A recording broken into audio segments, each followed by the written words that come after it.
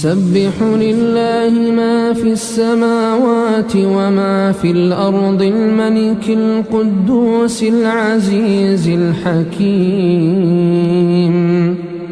هو الذي بعث في الأميين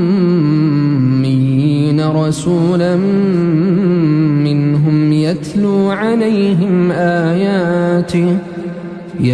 عليهم آياته ويزكيهم ويعلمهم الكتاب والحكمة وإن كانوا من قبل لفي ضلال مبين.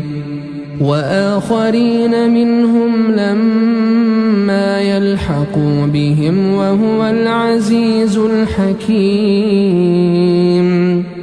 ذلك فضل الله يؤتيه من يشاء والله ذو الفضل العظيم.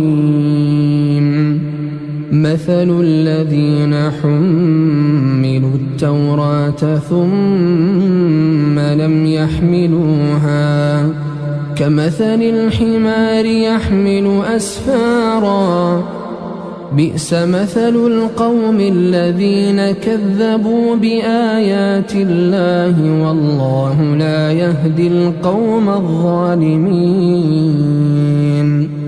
قل يا أيها الذين هادوا إن